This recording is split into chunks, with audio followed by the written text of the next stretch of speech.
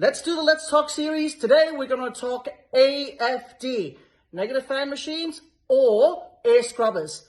Let's go.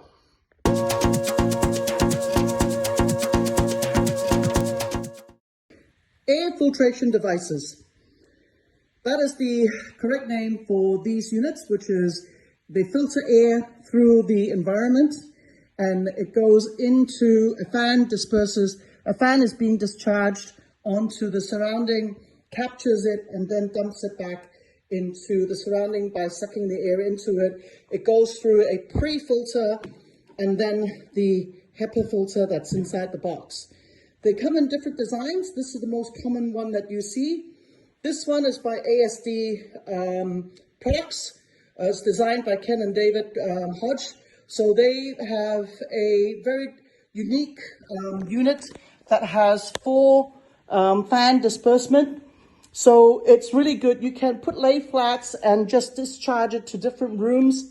And the filter is just crazy. Look at that, hey. You know, this is a 600 CFM, but it's a 600 CFM actual. So if you put the filter in, it will disperse 600 CFM of air. But can you imagine, you know, what it really is in its, but 600, we're happy with it because this one will do a very good area. It will do a very good area. Anyway, so the difference is that you also got these type of units. They're bigger. They are, you've got HEPA, carbon. It's got 4 discharge areas, so it can be picked up. It's got 3 types of filters. The G3, then you've got a G4, and then the true HEPA. Now, what is a filter? These filters are rated by MERV rating, which you will see, we'll attach that into this, this post. And the filters are made of different fibers. So the final thing is that we'll talk about filters.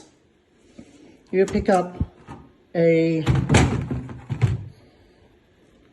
air filtration devices. You will find that there can be 3 types of filter, a G3, which is like a paper mache, a G4 or MERV 810 filters,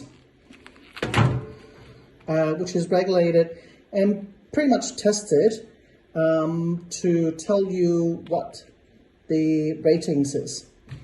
They're made of these types of fiber, which are fiberglass and or fibrosis materials that are randomly arranged fibers that create the density and the pleats that will create the specification required for the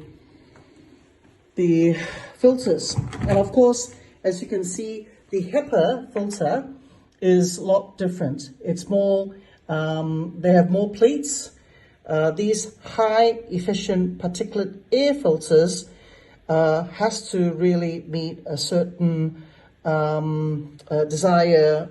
requirements for, let's say, asbestos, and for silica, you're required to be 99.995, whereas a true HEPA is 99.97.